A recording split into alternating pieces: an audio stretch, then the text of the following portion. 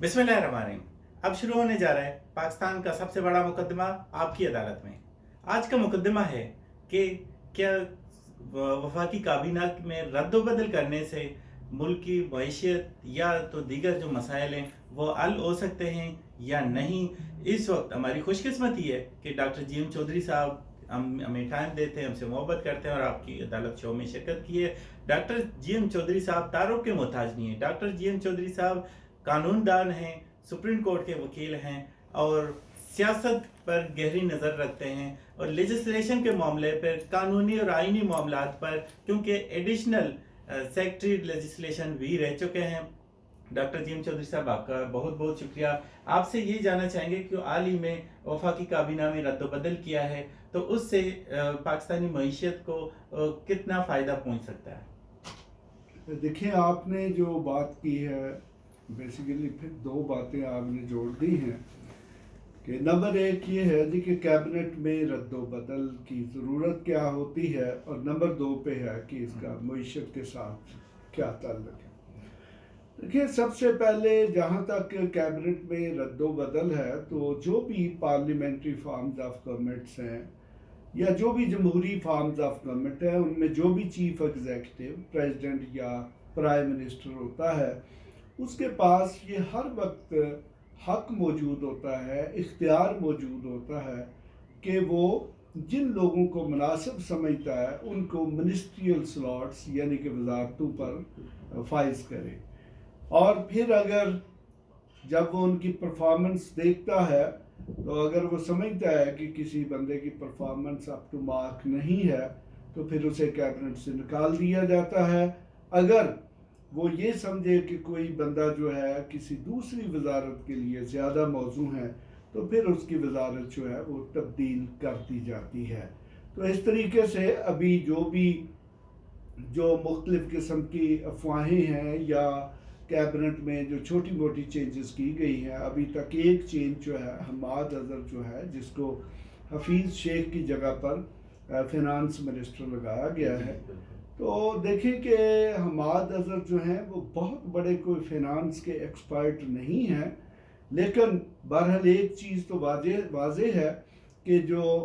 हफीज़ शेख साहब थे वो कोई चूँकि सियासी आस्पेक्ट उनका नहीं था, वो प्योरली चीज़ों को टेक्नोक्रेट्स के एंगल से देखते थे, जबकि उसके बरक्स ये हम्माद अजहर साहब चूँकि एक इलेक्टेड शख्स हैं, ये यकीनन अपनी कॉन्स्टिट्यूंसी और अवाम के नुक्ता नज़र से देखेंगे और मे बी पॉसिबल कि कोई ऐसी मुआशी पॉलिसियाँ या इस्लाहात या कोई ऐसे इक़दाम कर सकें जिससे अवाम को फ़ायदा पहुँचे। अदरवाइज कैबिनेट में रीशफल जो है उसका मईशत के साथ कोई ताल्लुक नहीं होता। अच्छा, मुझे ये जानना है कि आप माशाल्लाह इल्म रखते हैं, आपसे ये जानना है कि ये कैबिनेट की तब्दीली का फैसला करता कौन है? क्योंकि यहाँ पर जो सुनने में आ रहा है सोशल मीडिया पे या बड़ी मीडिया में कि ख़ास तौर पर जो बड़ी जो पोस्टें हैं यानी जो वजारतें हैं तो उनके जो आईएमएफ या तो जो आईएमएफ का बड़ा हाथ होता है या कुछ ऐसे कुव्वतों का हाथ होता है कि वो जो आपको भी पता है, हमें भी पता है, या ये मेरिट पे फैसले किए जाते हैं, ये फैसला करता कौन है? देखिए, आपने ये बड़ा एक अहम नुक्ता उठाया है। देखिए, असूलन तो ये है कि जो भी चीफ एग्जीक्यूटिव या प्राइम मिनिस्टर है, इस वक्त चूँकि इमरान खान साहब प्राइम मिनिस्टर है, तो बेहतर ये है कि वो मेरिट पर फैसले करें और देखें कि कौन सा शख्स किस काम के लिए मौजू है। अगर देखें कि आप बेस्ट सूटेड पर्सन को, मौजू शख्स को किसी मुनासिब ओहदे पर लगाएंगे तो यकीनन वो एक अच्छा नतीजा प्रोड्यूस करेगा। तो बाकी देखें कि जितने भी ये जो थर्ड वर्ल्ड कंट्रीज़ हैं और ख़ास तौर पे पाकिस्तान की चूँकि एक मकरूज़ इकानमी है और हम आईएमएफ से या दूसरे बहुत सारे स्टेक होल्डर्स जो हैं उनसे हमने कर्ज़े लिए हुए हैं, तो यकीनन देखें कि जब आप